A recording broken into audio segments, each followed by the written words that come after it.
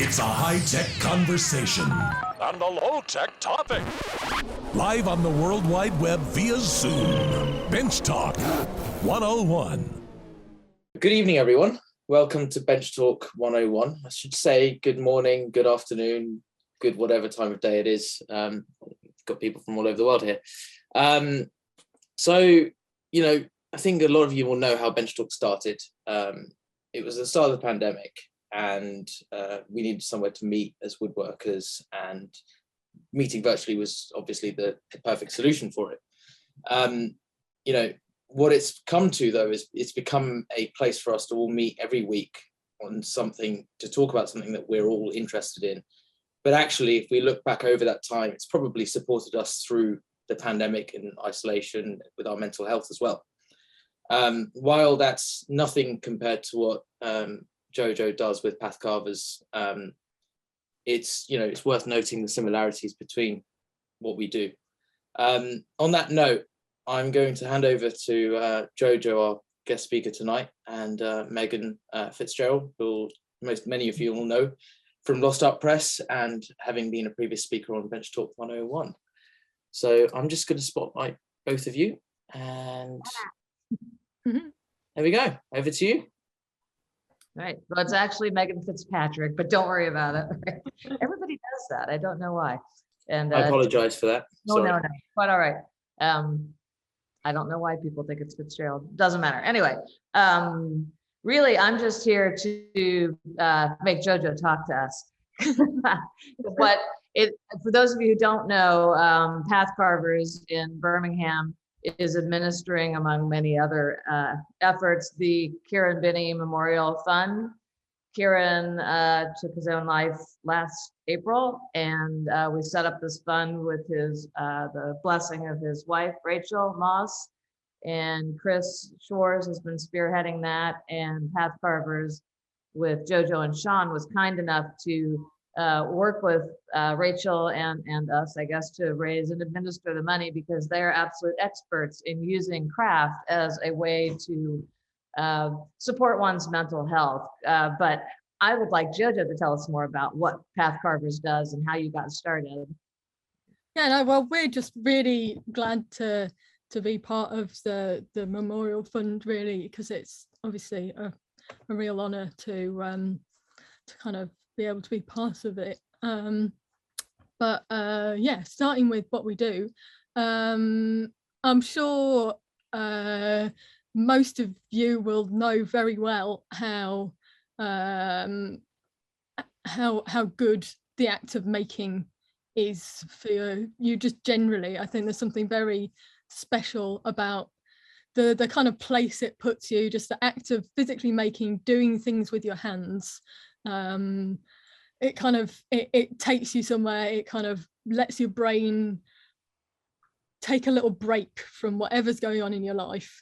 I think there's something very human about the act of making, and I think we all need some sort of creative outlet, particularly as our lives are getting more and more digital. We're spending longer hours sat in offices, staring at computers.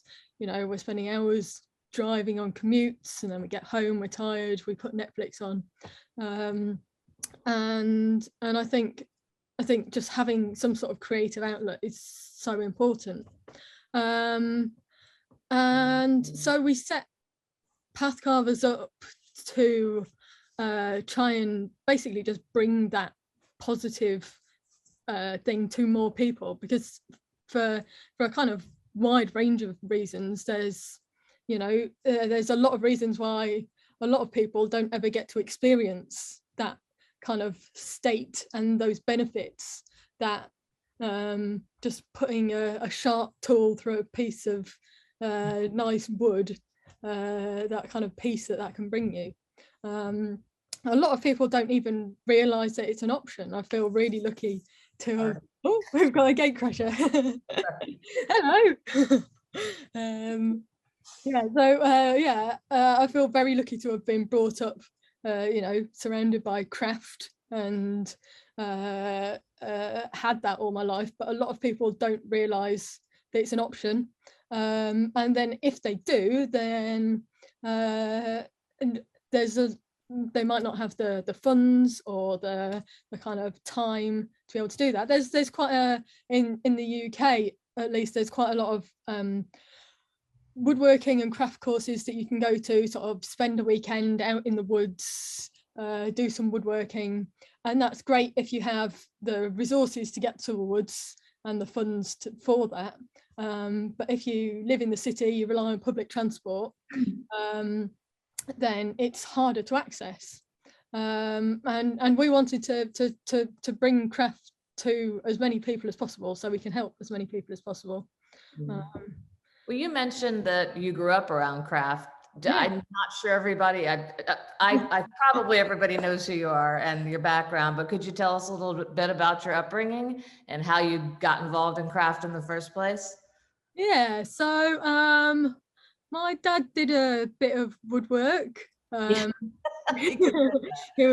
was quite well known in this sort of funny little world of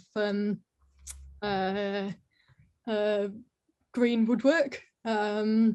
He turns bowls on a pole lathe, which is something that was a dead craft in the UK, and he sort of reinvented it, and now there's, I don't know how many, there must be hundreds of people doing it, which is fantastic. So I kind of I grew up eating off of wooden bowls with wooden spoons, and I was lucky enough to meet all sorts of amazing craftspeople as I was growing up. And I can't remember when I first learned to use a knife, and I don't think I couldn't really escape it. So doing it ever since. And so you grew up around craft. You grew up, Robin Wood, your father, of course, introduced you to it. I know you hung out with Yogi Sundquist and Sundquist, I can't say the name properly, and his father, Willie. So you're internationally known too, as a teacher, as a woodworker, as a carver.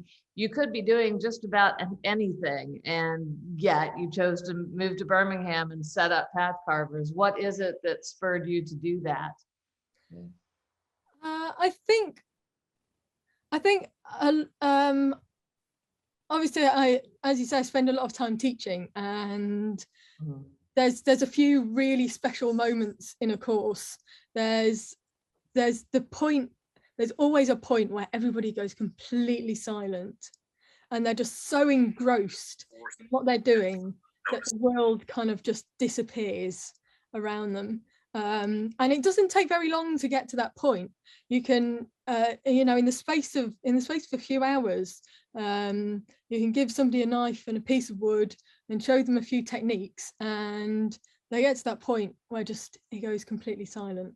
The world disappears. And then at the end of the course, when somebody's got something in their hands that they've made themselves that they can then go away and use, again, that's another really amazing feeling. And it just helps people so much. But there's only so many people who can access that,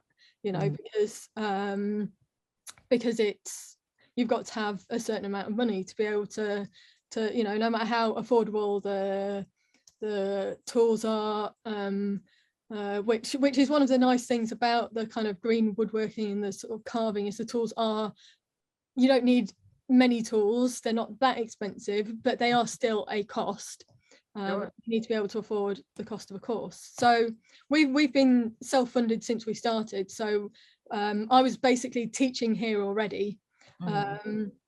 So we basically just we would run courses, and we still do, that are open to the public. Anyone can pay to come on and learn something, and then the people who can afford to pay effectively gives us the space to then subsidize spaces for people who need it, and who wouldn't be able to afford it. And setting up on a we set up in a city, because again it brings it to those people who maybe don't have, who it brings it to a lot more people who would never have been aware of it. Just we had a sort of shop front when we first set up. Nearly, I think 4 years ago now, we moved into the shop, and there's something, the sort of people who would walk past and see what we were doing and come in through the door, and there's something about woodworking, it would bring up these memories of maybe they were in school and they made something in school, they had a bit of woodwork and they haven't done it since, but just that the kind of walking in and then the smell of the wood and the wood chips, it just brings it all back, and it kind of reminds them that I really enjoyed doing that. And then we can give them the opportunity to do it some more and hopefully make them feel better. Why Birmingham? I'm probably saying it wrong too. Is it Birmingham? Yeah, we don't like pronouncing all those letters. Why not London, where you have more people? Too expensive? London is a very expensive place to be. The place we moved to in Birmingham is so Birmingham's really nice because it's quite central. So most of the UK is within a couple of hours travel, and therefore we are also within a couple of hours travel of, well, excluding sort of Scotland and the sort of far reaches, but a lot of the major cities in England are within a couple of hours travel. We're also so we're quite accessible in that way, and there's also you know, a real mix of communities. The place we moved into at the time, you know, the rents are cheap, which is useful. And there's a lot of people who need the help, and yeah. Are you doing outreach too, or do people always come to you in the shop? Yeah, so it's a bit of both. So we go to places and people come to us. When we started, it was a lot of people would come to us and sort of self-refer, but we've got several groups now that we've been able to set up. We've got a new group that we've been able to set up because of the memorial, the Kieran Binnie Memorial Fund. That is a sort of, so that's a completely fully funded group that meets once a week at another place in the city. That's and we've got and another the nice thing about the place, about the city, is there's a lot of creative things. There's a lot of other groups that are set up to help people that we can work with, which is really. How do you connect with populations that could benefit from working with you? So to start with, we were basically in a shop front, and we'd be out there working, and you know, people would walk past and see, and knock on the door and come and say hello, and we chat to them. So this new class, we're specifically it's specifically a wood carving for mental well-being, and we've literally just posted and spread it around Facebook and said get in touch, and it's amazing. It's been really nice having a group that is specifically for mental well-being, as opposed to previously our classes have been sort of open to the public and also to support people, but having one that is specifically to help people, then we always start with a little introduction, and so everybody can get to know each other, and it's really nice how kind of open people are, and it's nice to be able to give people a space where they can talk, because that's a really important part of it too. It's not just the act of making, it's the fact that when you're carving something, when your hands are busy, then it's easier to talk, and it might just be that you've had a really stressful day at work, or it might be that you're really struggling with your anxiety, or your depression, and just when you're carving, it's easier to talk than say a formal therapy session, or just to sort of talk to somebody. Then I think it's something that's still quite hard for a lot of people. I certainly find it hard to talk about my mental health problems. But when you're in that environment and you're all there to do something that's going to hopefully make you feel better, and it is specifically for your well-being, and then people have been really open and talking a lot, which from what I could see on Facebook, it looked like even while things were shut down, and I think you were shut down longer than we were over here, you were still meeting. You were meeting outside and keeping things going. Yeah. So we had a club that used to meet once a week in real life, twice a week actually in real life. That went on to Zoom for a while, but then as soon as we could, we were sort of outdoors, and we're really looking forward to it being sunny again. Right again, because I think everything's a bit nicer when the sun's shining. Well, it just seems so important, especially, I mean, I am lucky in that I don't actually get too depressed. I get mad at other people instead, which is probably not healthy either. But it was hard for me being home alone during that time. And I'm sure it's harder still if you can't meet with the support group that you've come to rely upon. So having you guys there to meet on Zoom and outdoors when possible must have been a blessing to everyone involved. Yeah. And I think what you're all doing with the bench talk as well, it's that just having that connection, and I think particularly when we're all shut in, we couldn't go anywhere, and particularly for members of the group who are extremely vulnerable and have been isolating for a very long time, to have some sort of connection with anybody is a really nice thing. And then having that focus as well, that you're not just, you've got a kind of purpose to your kind of meeting. It's good. So you're doing work, so with the Kieran Binnie Memorial Fund, as you said, it's set up a separate group, people who are using this as a way to be involved in a discussion about mental health, in addition to making something or in combination with making something. But Pathcarvers works with other groups as well, right? And you're not just doing carving, is my understanding.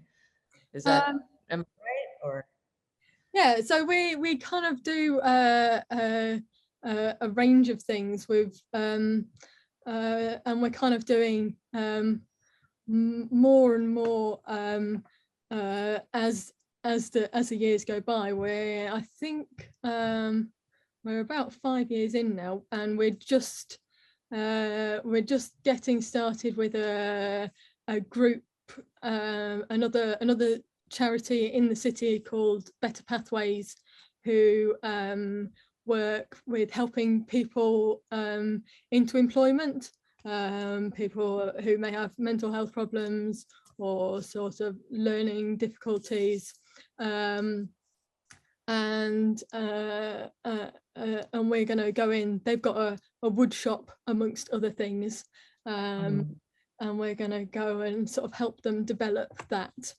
that's great. Yeah.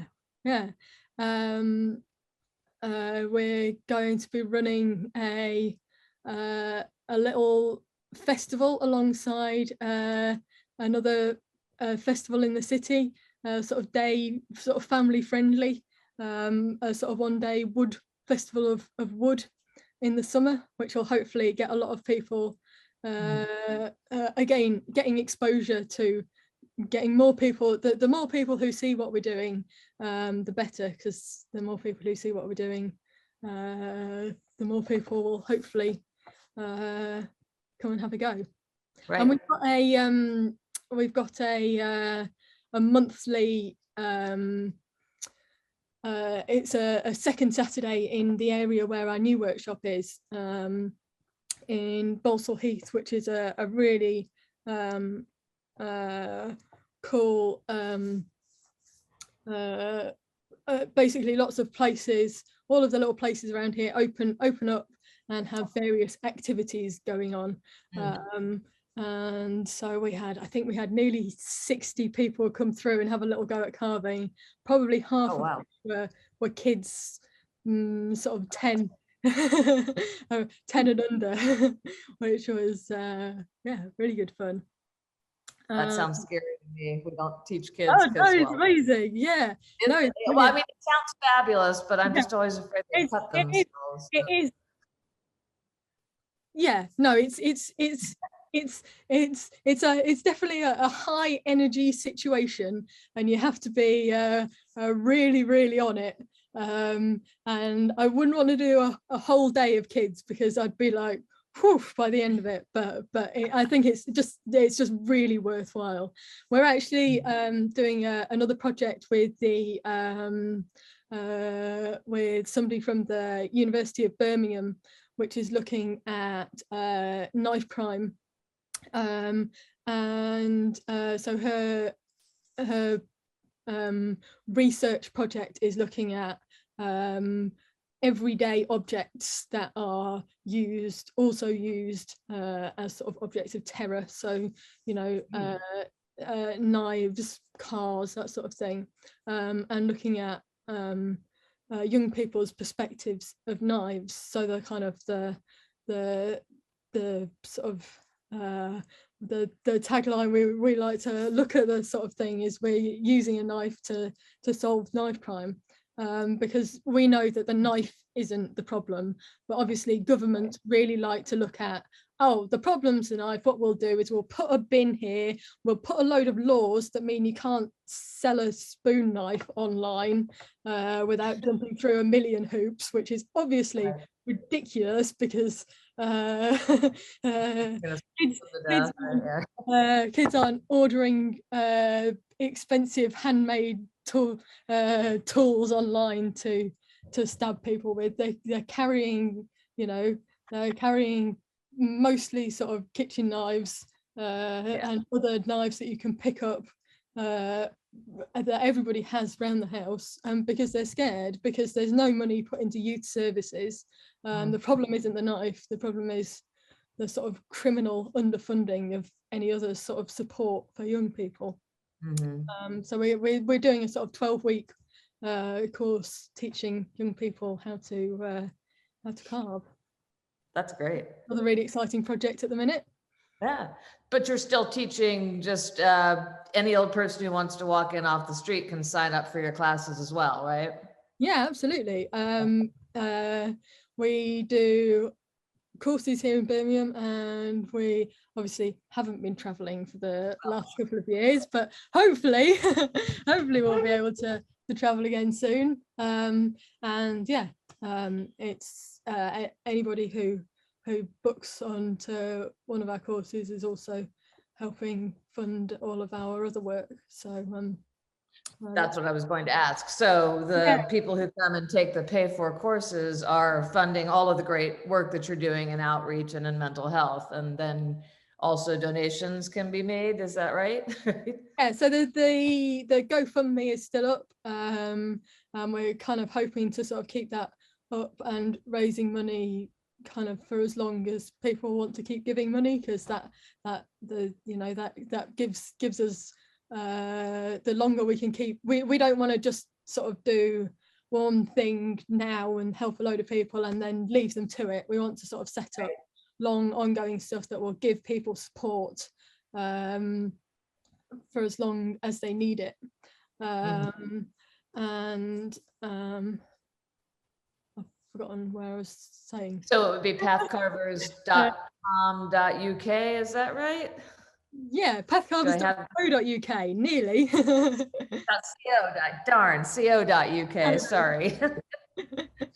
And there's a donation button there. I know, I'm looking at it now. I think there's links to the GoFundMe as well. And we also, all of our courses are there's subsidized spaces available on anything. So we have the kind of list price, but then anybody who can't afford it, you know, we kind of do pay what you can. So, you know, if you can afford to, you know, just give us a little bit, then that's really welcome too. If you can't afford anything at all, then we don't want to turn, nobody's turned away because they don't have the money for the course. Just we want anybody to come on the course, regardless of financial situation, because we want to make it as accessible as possible to as many people as possible. So yeah, just come and do some carving with us. Yeah, no, I think it is actually good that we're doing this on almost the anniversary of our losing Kieran almost a year ago, because it does remind people that it's important to help support mental health so that fewer people are in that same situation. So yeah, I think that the more support there is, the more things there are, because there's not going to be it's not a one size fits all solution. There's no kind of one thing that we can do to solve everybody's mental health problems. There's sort of big complicated situations that we just all have to do whatever we can to help whoever we can, and hope we can find the right things. And what you're doing is a tangible thing too. You get the help and you get to take a thing home that reminds you of the community and everything. We have people who come to our groups who, you know, and it seems like almost every week someone gets in touch and says how much it's supported them and how much it's helped them and how much it's meant to them. And it kind of feels like, you know, if all we've done is help that one person get through that one tough time, then it's been enough. And that happens a lot, which is really nice. Well, on that note, I think we should open it up to questions, don't you? Oh. Thank you very much, JoJo, and thank you very much, Megan, for your brilliant interviewing. Thanks, Megan. I am going to unspotlight you, Megan, but I'm going to let JoJo answer some questions.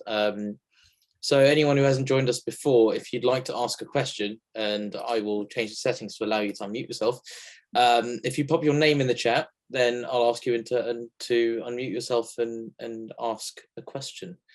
So our first question tonight comes from Matthias.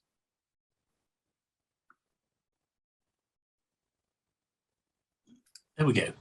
Yeah, so thank you very much to both of you for shall we say, I was aware of this, not least because when the Kieran Binnie Memorial Fund was formed last year, I was one of the people who donated, and so I was aware of it, as it were. I looked a little bit at Pathfinders at the time as well, out of interest, but you have consistently, and that's a nice thing, consistently used the word we. So how many of you are there? So it started with just me and Sean, my partner. But since about this time last year, we've actually expanded our team. I think Sarah was here earlier, but we're in the chat. But we're now, let me count. We've now got a little handful of other people across Birmingham and the UK who have joined, which is great because it was just me and Sean doing everything, and the more people we are, then the more people we can help. So yeah, we've got a couple of team members here in Birmingham, and we've also got a couple of team members across the UK. So we'll hopefully be some Pathcarvers groups getting set up further afield as well, which is really exciting. Yeah.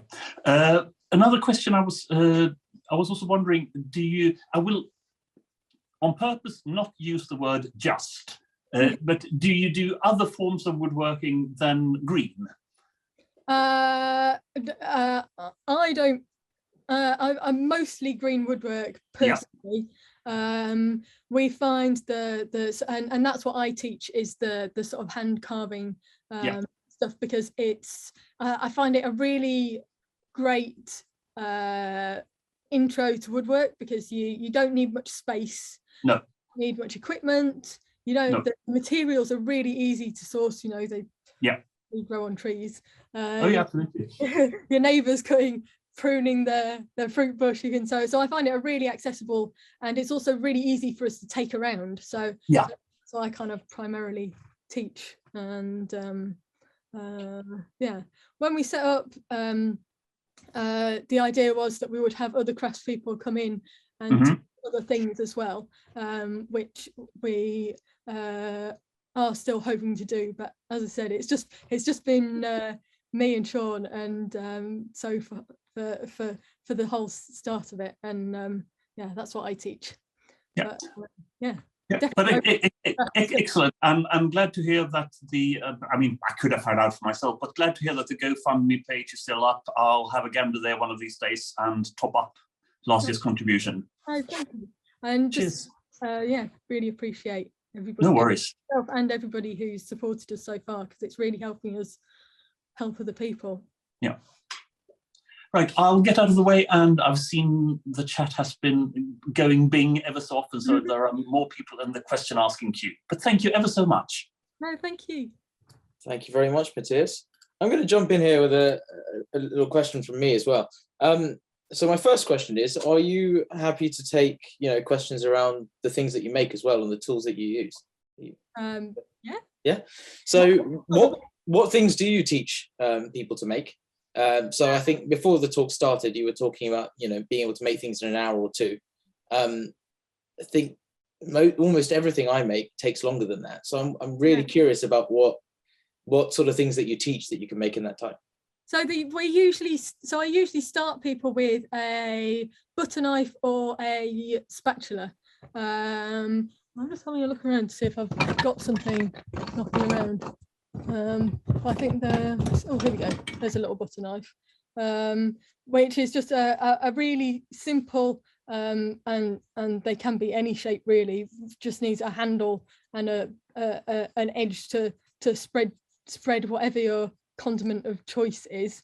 And somebody can, if we give somebody a little bit of wood and a knife, then a couple of hours from having never made anything before in their life, they can have something that they can take home and use in their kitchen.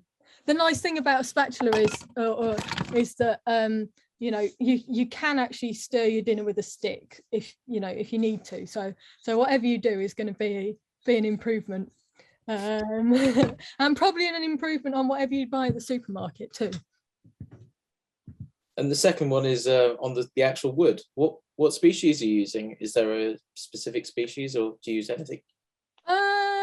Yeah, you can use anything, and that's actually another really nice thing about this sort of woodwork, is that you can learn a lot about the trees around you, because we're surrounded by these trees all the time, but you'll kind of never experience what the wood's actually like unless you put a sharp tool through it, and you can learn a lot just in a short amount of time, just by trying to carve a little bit of something from the branch you've picked up in your garden or wherever else. When I'm teaching, I do like to stick to kind of softer, easier to carve woods, because I don't want to make life really hard for people. We're using a lot of willow at the minute because they've cut a load of willow trees that were overgrown and falling down, as they like to do locally, which is a lovely wood. Birch is another favourite, older. Yeah, it's nice soft things. I don't like hard things that make life hard for myself and my friends. Well, my ears pricked up when you said willow. I play cricket, so I've got broken cricket bats I could turn into things. Cool. I didn't realise that was a material that you could use for a butter knife. Yeah. So. Oh, willow's lovely, and one of the nice things about willow is that it's still carvable when it's hard as well. Yeah, it's drying out. So it's yeah. There's obviously Birmingham. There's a lot of cricket around, and there's another project that we might be doing with a school with some cricket bats. You're only a 5-minute walk from the cricket ground as well, so yeah. All right, thank you very much. I'm going to move on to the next person, and that is Paul. Thank you. Hi, JoJo.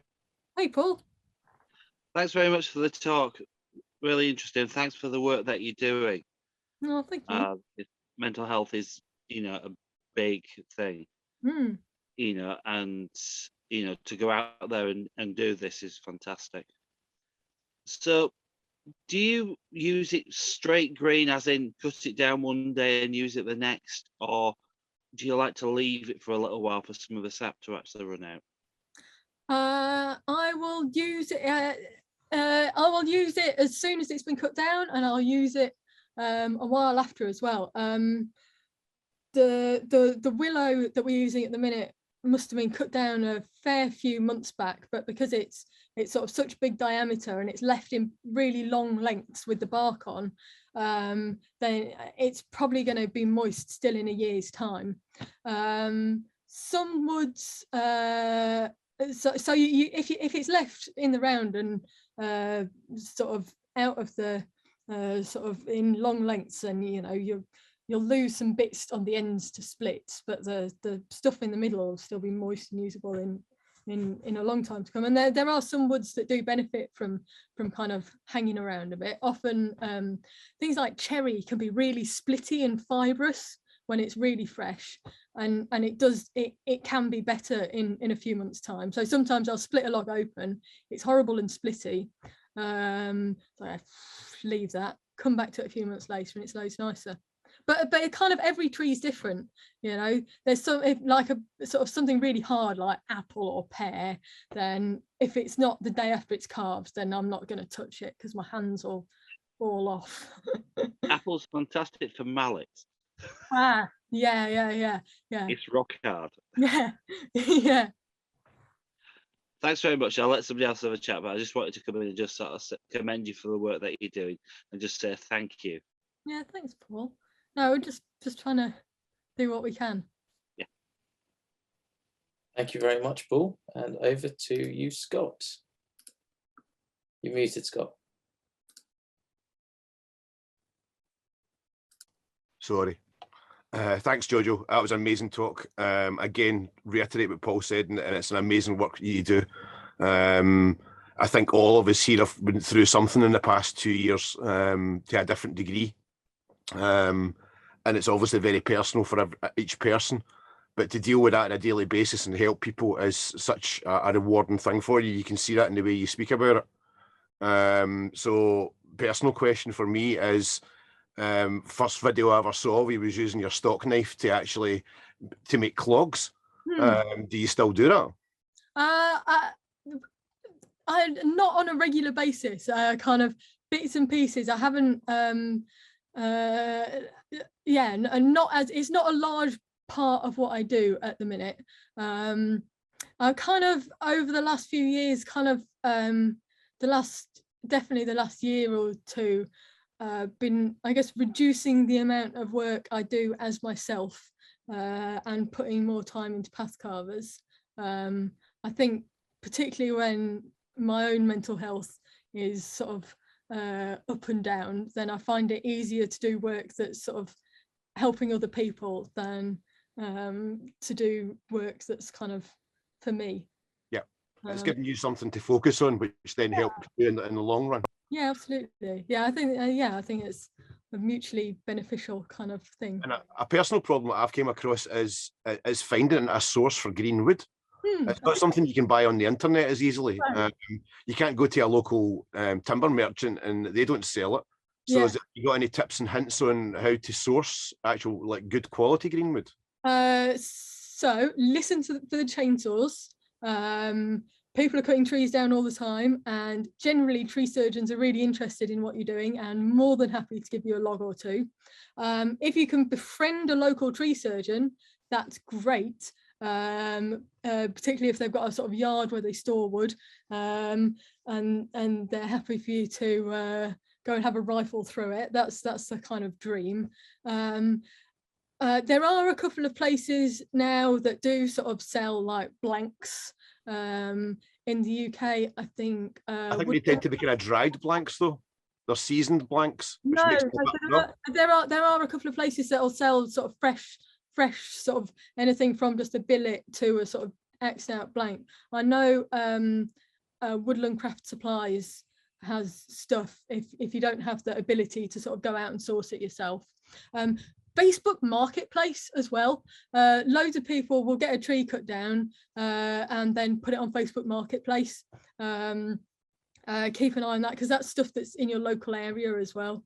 And we found that kind of the more people get to know what we're doing around here, people sort of now give us a call whenever they've spotted a tree somewhere or they're having a tree cut down. So shout about spoon carving and all your woody weirdness as loud as you can, and hope people bring you wood. Thank you. Amazing talk. Thanks again. I appreciate it. Yeah, thanks. Thank you very much, Scott. We're on to Richard Hughes, where I can find him. There we go. Over to you, Richard. Good evening, and thank you for talking to us tonight. I've got a couple of questions about hook knives. Now, I'm pretty well new to green woodworking, and anyway, I have here a Frost double-edged hook knife, and yeah, I'd be glad to hear any tips about using it and about sharpening it. I mean, yeah, so the double-edged ones, personally, my top tip would be to grind one of the edges off, because yeah, that's what I was about to say, because I find myself wanting to push it with the with the thumb, which of course is not a good idea if you've sharpened it well. No, they can be very dangerous things. I'm just going to see if I've got. I know I do have one, because I'm using it.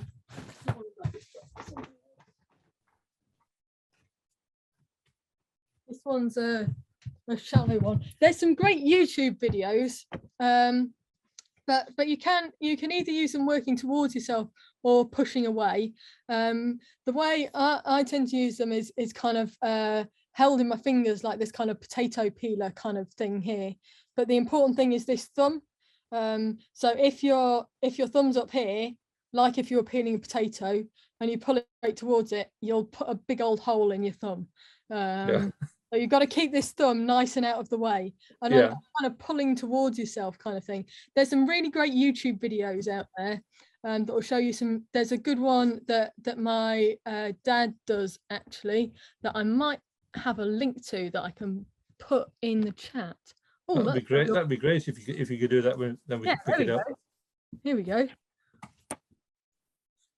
How do I? Nice, there we go. Yeah, have a look at that. That will probably give you a lot more in-depth stuff than I can sort of show you in a couple of seconds here. Okay, thank you. I've captured that link. Yeah, so I've got another one here, which is single-edged one, which I've bought more recently, and I find that a bit less hazardous to use. Yeah. There's many an injury done with those double-edged knives. Yeah, but sharpening them, they're not easy things to sharpen, are they? So that's the thing. They seem like they're much harder, but they can be more forgiving, because whereas with like a straight knife or like a plane or a chisel, where you need to keep them dead flat, actually a curved knife, because it's going to be cutting through a curve, you want that outside bevel to be a little bit curved. So it is actually a little bit more forgiving that way, because this outside bevel is convex and it will go through the curve nicer. So again, I put the second link there is one that shows some sharpening technique. So have a look at that. And yeah, a bit of dowel wrapped with some abrasive or a bit of compound on the inside, bit of brindle is good, and then whatever you usually use for your other woodworking tools on the outside. Yes. Okay.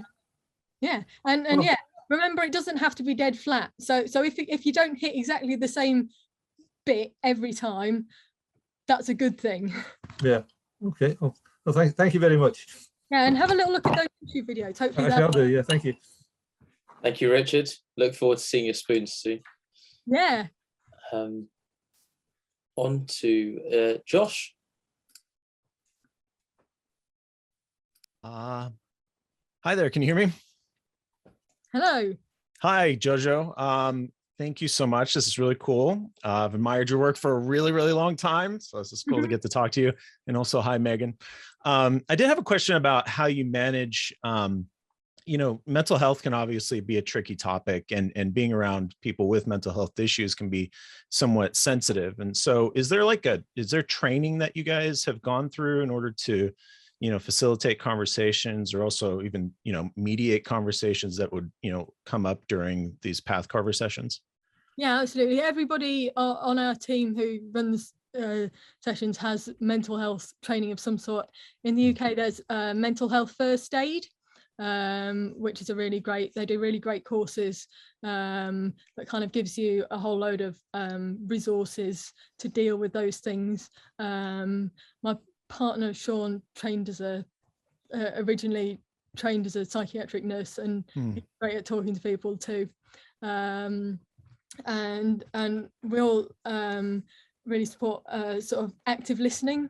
So we and it's not only that we're looking at being good active listeners ourselves, we try and promote that within the groups as well. So the people who are there will also learn those skills and be able to listen to each other, and then take that out into their wider communities as well. So we kind of trying to spread the kind of support as far as we can. A little bit more granularly, is that something that you, like at the beginning of a session, is that something you talk about, or is it just like something encouraged along the way? Yeah, no, we kind of try and sort of slip it in gently, as opposed to sort of shoving it in people's face. It's a big announcement at the beginning. Yeah. Well, we always sort of have a little bit of an intro at the start, where everybody sort of has an introduction, talks to each other about. We have a little bit of an introduction, but then it's sort of stuff that we try and promote throughout the sessions, and sort of bring people into gently, just like we do with the wood carving. We don't throw everything at everybody all at once. We'll teach them how to do one grip and let them get comfortable with that, and then we'll teach them something new, and we'll sort of build on it all gently. And the same with the kind of active listening skills as well. That's fantastic. I'll be a little bit greedy with questions. I do want to ask a separate topic about teaching kids. I found myself hesitant to teach younger kids, because particularly also in larger groups, like you were saying earlier, your energy has to be super high. You have to be very alert. What are some tips or changes that you employ when teaching kids versus obviously teaching adults is different? I'll only teach kids with their parents there, or with some adults. So we don't have just free kids, free children with knives. And then we make sure that the parent and the child knows that they have to be kind of into it, and that if they're not, if we or they don't feel that they can give it enough attention, that we maybe give it a break, and they'll come back, in a few months or a year, or whenever they're feeling ready for it. And then we'll just start them with maybe one knife grip, working down to their side into this sort of space. And kids are actually really great at learning. It's kind of what their brains are really wired to do, and they listen, and they really respond to that, being given that responsibility. And you have to sort of support them as they're first getting into that position where they're nice and safe. But kind of once they're going, we find the adults hurt themselves more than the children do. Parents are much more accident prone than the kids. It's the overconfidence, I guess. Yeah, Right. yeah, they think they know what they're doing. Whereas kids, you know, they say, you tell them this is really sharp, you need to listen, and you know, that's kind of yeah, that's what they do. They're learning all the time, and they're really receptive to it. But then some just aren't. They've got to be interested, you know. So some of them, if they're just not focusing, or they're not in, it's generally if they're not interested, and they're looking around and looking at something else, and then you just say, this maybe isn't the right thing for you right now. Well, thank you so much. I really appreciate that. I would ask you 1,000 more questions, but I'll stop now. Thank you very much, Josh. We're on to Steve, when I can find him again. Oh, there he is. Here you go, Stephen. Yes, I love the talk. I'm interested, I do demonstrations of tools from 1846 and earlier. So I'm not a modern tour thing. I do living history and demonstrations to the public, which includes children. We're always looking for projects for children. We're limited with time in a lot of cases. So we're just wondering, what kind of projects are you doing with children specifically? We start them with a butter knife, and depending on how much time you've got, then if you give them like a really thin piece of wood, and they're basically just carving this, they're carving this into a handle, and you say you just got to make it how it fits your hand, and they'll carve it a bit, and they'll hold on to it, and they can do that in quite a short amount of time. That's where we tend to start with them. There's some other good resources.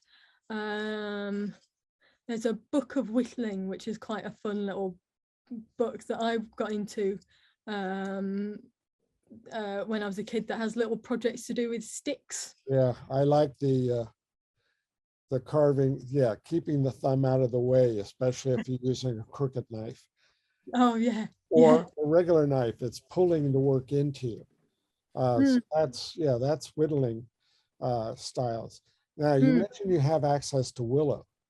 Have you thought about using willow branches and making willow whistles? Yeah, that'd be a good one. Yeah, is that what you? It's sort of around May Day, isn't it? You make. Well, that's one time. It's because you've got the sap flowing in the branch, but you know, you can soak it. You can soak it for a while. The key is just getting the Cambria layer between the bark and getting moist, so you can slip out and make slide whistles and all that. I was just No, I did that. I remember doing that a lot when I was a kid. The willow we're using it's kind of mostly this diameter and up. So. When I saw you showing the diameter of the logs, but there are branches on that tree when it's cut. They sadly chipped all of the anything that's smaller. They'd probably have chipped a lot of it if they would go in their chipper, which is a crime. But I'm just glad they've left us the big stuff. But if you're in contact with them, you can always specify those types of pieces that you'd say. Just set the branches aside. We'll take care of the sorting and all that. Yeah, I'll have to go out with my little folding saw and find a few. I'm sure there's a few trees around that could need a little prune. Well, a little saw, because you're not talking. You're talking 1/4 inch to maybe 1/2 inch is all you really need. Yeah. So I was thinking that since you have sources of willow, and willow is a great tree to play with. So anyway, thank you very much. And again, and I'll check out the giving sites, because I do give. When I can't spend money on myself, I can always send it to nonprofit organizations and do good. Thank you. So we've got it on our website, and both. And I think somebody already put it on the top of the chat. Oh, brilliant. And I'll link it in the YouTube video description as well. So Cool. anyone who's watching, it'll be there. Oh, cool. And just if people who can't give, just sort of sharing the word, spreading the word as well really helps us too. We just appreciate support in any way. Thank you very much, Stephen. Over to you, Rick. Thank you very much for helping get this organized. Yeah, well, thank you, JoJo, for coming on with us. After first attempting this whole thing, and that's when I discovered, oh wait, we have a bit of a conflict of interest, because you also have a Zoom thing that you do on Thursdays. So thank you for letting us steal you from that. I was looking through just your Instagram page and stuff, and trying to really grasp what all the different things that you do. Could you kind of break out the days that you have things? I know Thursday is for Zoom, and you have something on Wednesday. Are they kind of the same thing in different places, or are they different things? Yeah, so similar things. We so we have our Zoom every Thursday evening, which is now mostly hosted by one of our new team members, Sean, who's based in Kent. He's another great spoon carver, and great to have him on board. Then we have a monthly real life spoon club here at our space at the old Printworks in Birmingham. Then we have another monthly funded carving class, which is based in a park in Birmingham,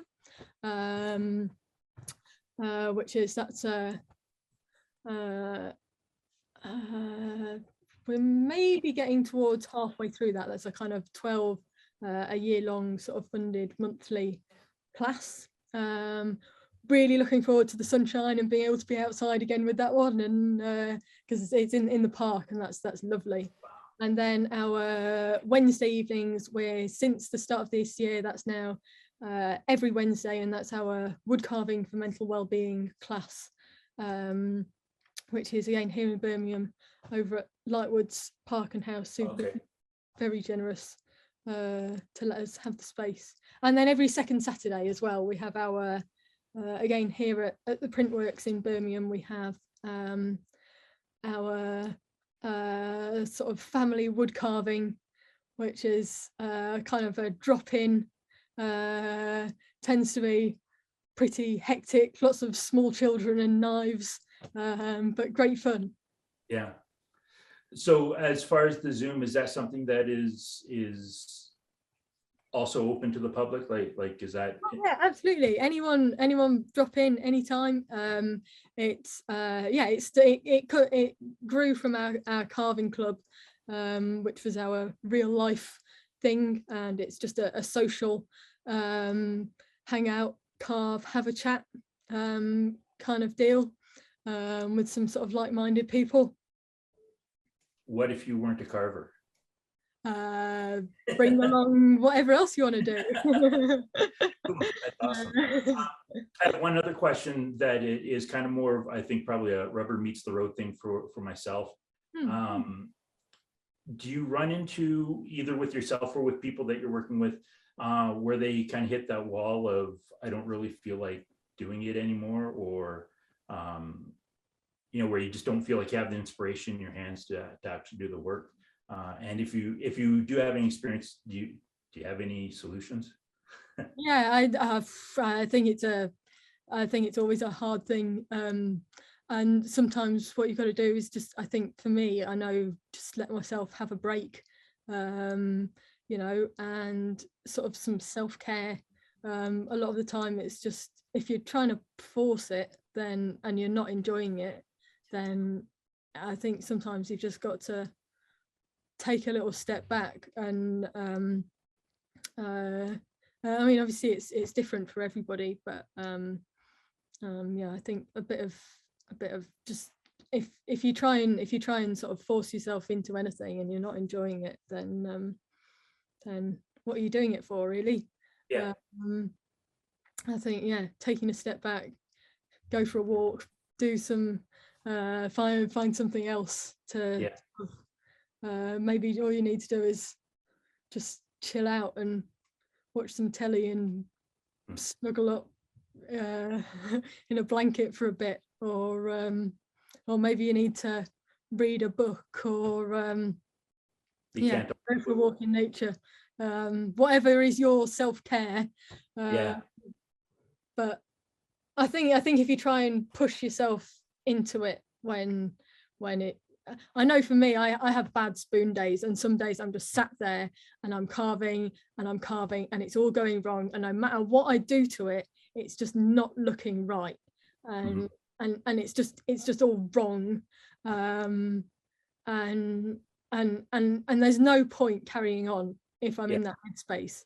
I've got to just put it down and come back to it another time. And a lot of the times I'll be having a bad spoon day.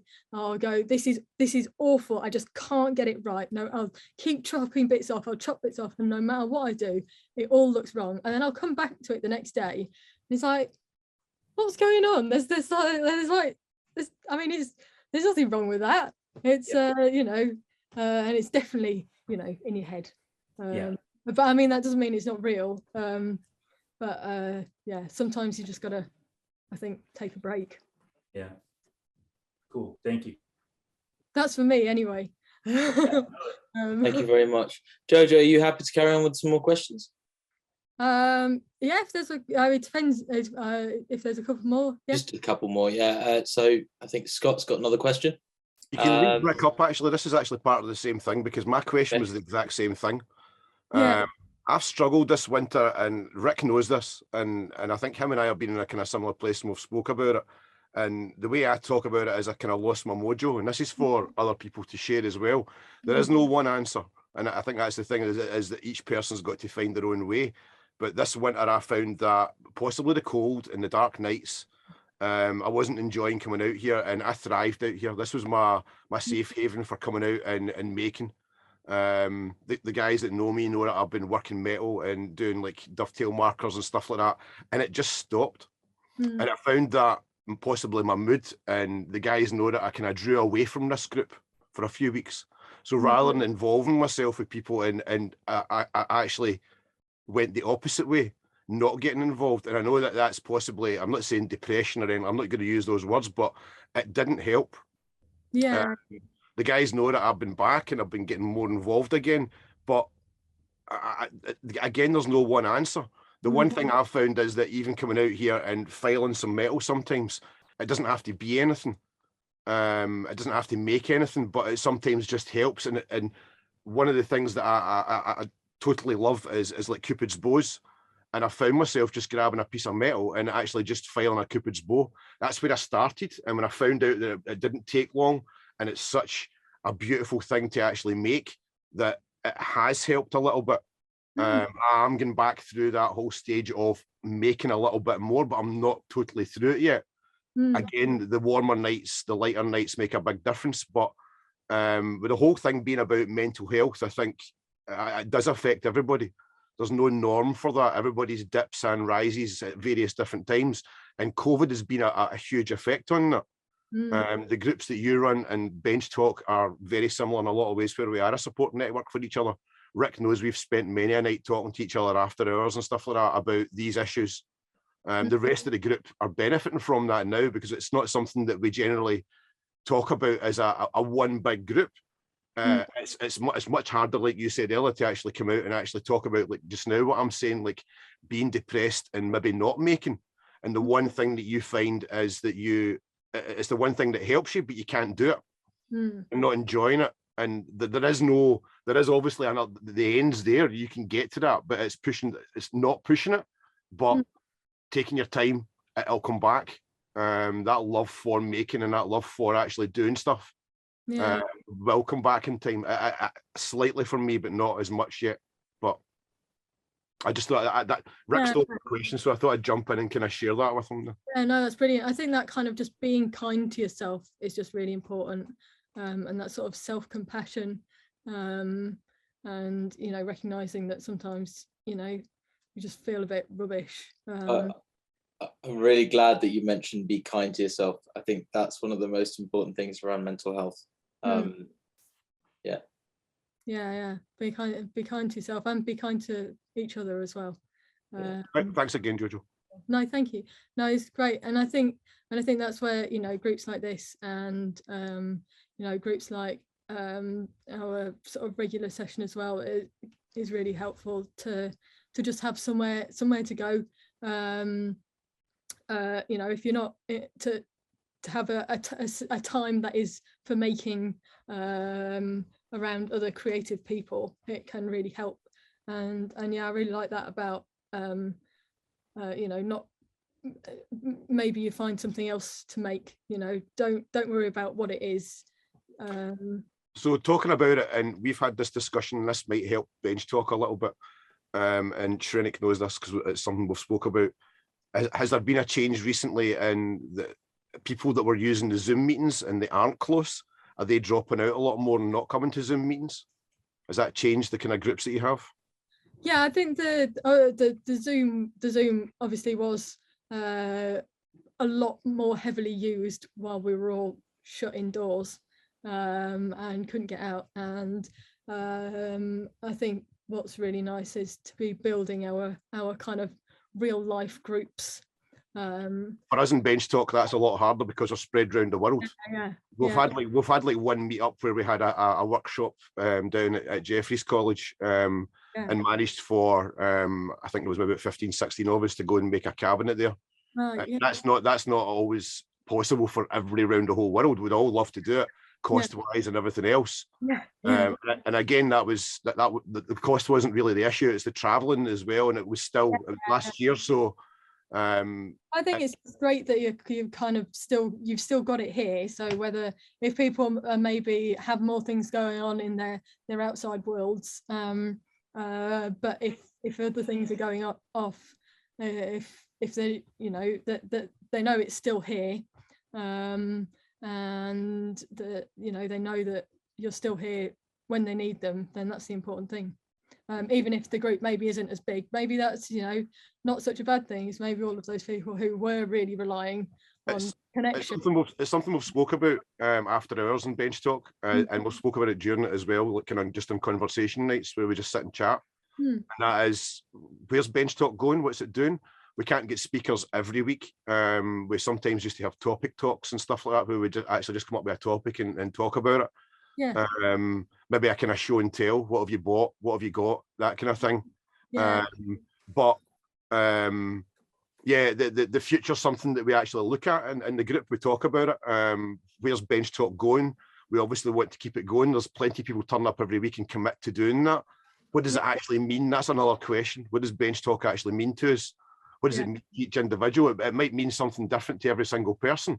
And that again comes back to somebody's mental health, turning up and speaking, listening to people talk about things that are interesting, and not just woodworking. Tonight's been amazing, by the way. Megan, thank you. Jojo, it's been really, really good tonight. I think it's different to have a talk that's not just about woodworking, but it's about people, what they think about and how they actually how they deal with everyday life. Thank you. No, thank you. Thank you for having me, and thank you for Megan for all the first bit, because I did nothing. It's all you. Right? If I was just sat here talking for half an hour, then God knows what rambles I'd have ended up, rabbit holes would have ended up down, and not actually talking about any of the things we should have done. Thank you very much, Jojo. And I should probably mention, you know, talking about mental health and Zoom calls and talking around woodworking. I think many of you will know that I lost my father less than a year ago, and amongst the pandemic, being an extrovert, not being around people was really difficult as it was. And then, you know, even bereavement, all of that, having this support group around me on a subject that I really enjoyed talking about, and having people I could speak to about woodworking and not anything else was really important. And through my own experiences in doing that with Bench Talk, I really understand and value the experience, what you do for those members of Pathcarvers and so on, and helping people with mental health. And for that, I really thank you for the work that you do. And on that note, I'd like to say thank you very much to Megan and JoJo, especially you, JoJo. Thank you very much for making time for this. Cheers to you, JoJo, and cheers to the bench. Cheers. Megan and JoJo, and to the bench. Cheers to the bench. Hmm.